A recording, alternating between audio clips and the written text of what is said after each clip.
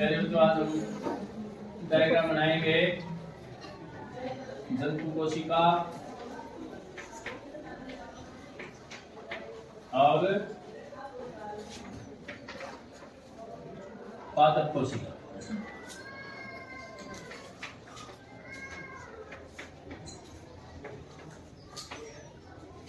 जंतु कोशिका और पादप कोशिका।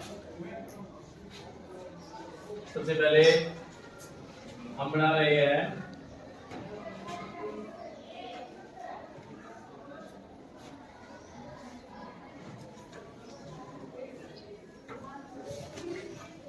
ये जंतु कोशिका है,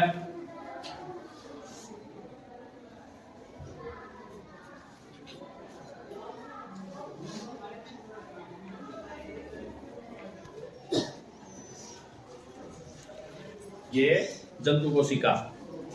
और जंतु कोशिका में जो सबसे ये भारी पड़ता है ये है कोशिका झिल्ली, और इसमें एक होता है केंद्रक। ये केंद्रक है, ये केंद्रक।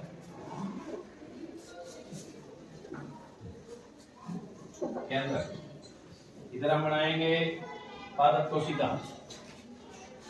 पादप कोशिका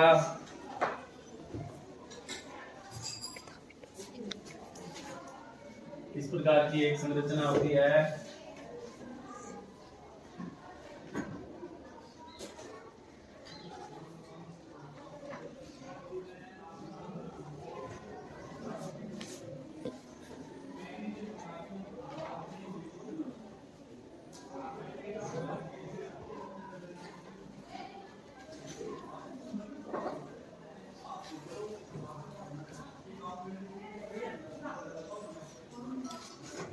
ये है पादप कोशिका। और पादप कोशिका में रेक्टिका होती है बड़ी,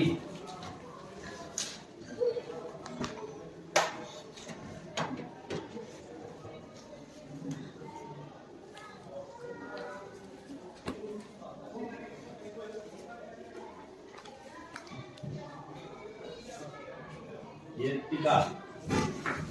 और यहाँ पर इसका हम बनाते हैं जो गया केंद्रक। ये है केंद्रक। और इसमें दूसरी चीजें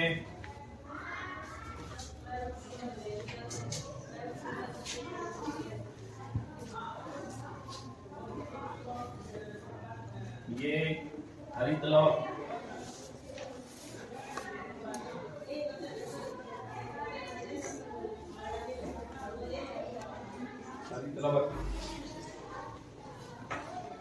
और ये इस प्रकार का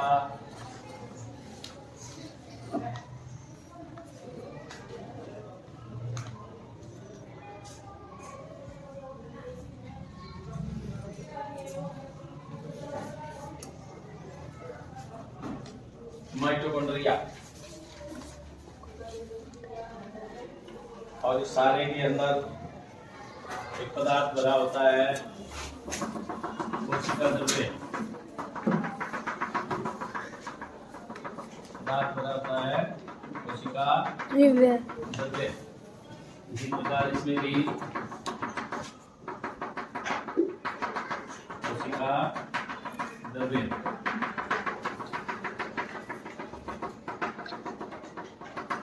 ये कोशिका द्रव्य है।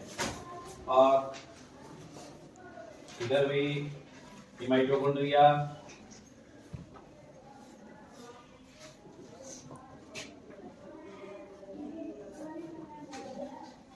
ये माइटोकॉन्ड्रिया।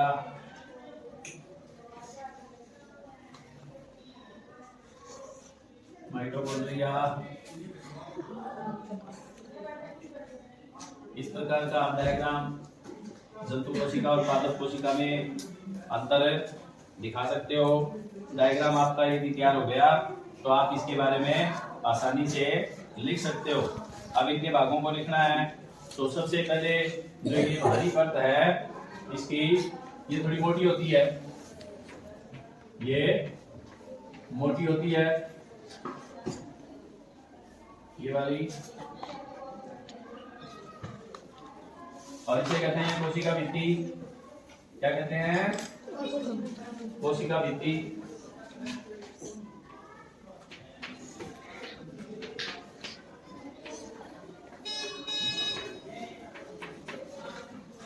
कोशिका भित्ति। और ये अंदर वाली कोशिका झिल्ली,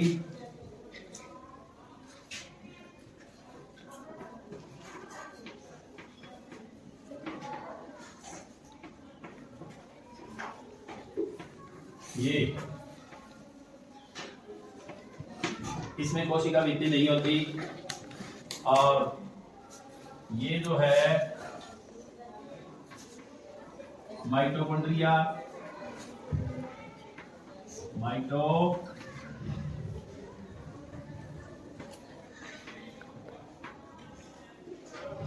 माइटोकॉन्ड्रिया ये ऊर्जा का घर है। और ये जो है ये है हरित लवक। हरित लवक कौन से? ये जंतु कोशिका में नहीं होते। और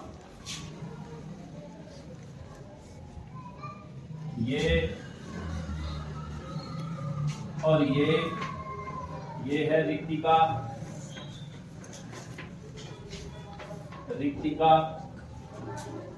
आदत कोशिका में रिक्तिका बड़ी होती है और जंतु कोशिका में रिक्तिका छोटी होती है। और रिक्तिका जो है इसमें जो इसके अंदर जो पदार्थ है उनका संग्रह होता है, और जो वेस्ट प्रोडक्ट है उनको भी इकट्ठा करके फिर बाहर निकालने में सहयोगी है। ये केंद्रक, दोनों में केंद्रक होता है, जंतु कोशिका में भी और पादप कोशिका में, दोनों में केंद्रक है। तो ये इनका केंद्र। और ये रिक्तिका को रसदानी कहते हैं। इसको रसदानी, रसदानी ठीक है, रसदानी। माइटोकॉन्ड्रिया हुआ हरित लवक है। तो ये तो इधर है जंतु कोशिका,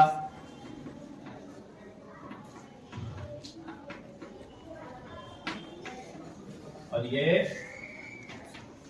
पादप कोशिका, ये दोनों में। तो इस प्रकार हम इनके डायग्राम बना सकते हैं, जंतु कोशिका और पादप कोशिका, और इसी से हम इनका अंतर भी समझा सकते हैं। अब देखिए इन दोनों में आपको अंतर क्या दिखाई देगा। कुछ चीजें तो सेम है, जैसे कोशिका झिल्ली जंतु कोशिका में भी होती है और पादप कोशिका में भी होती है। केंद्रक है, जंतु कोशिका में भी है, पादप कोशिका में भी है। और माइटोकॉन्ड्रिया है, जंतु कोशिका में भी है, पादप कोशिका में भी है। और रसदानी है, जंतु कोशिका में और पादप कोशिका में। जंतु कोशिका में नहीं भी होती और तो छोटी होती है, लेकिन पादप कोशिका में बड़ी होती है, जिसमें न्याय के बराबर होती है। इनमें पदार्थों का संग्रह होता है। और ये हरित लवक है, ये केवल इनको ये पौधों पादप कोशिका में होता है, जो सूर्य के प्रकाश में भोजन वगैरह बनाते हैं ये कोशिका, तो उसमें ये हरित लवक काम आता है। और कोशिका भित्ति मोटी होती है और केवल पादप कोशिका में ही होती है, जंतु कोशिका में कोशिका भित्ति नहीं होती।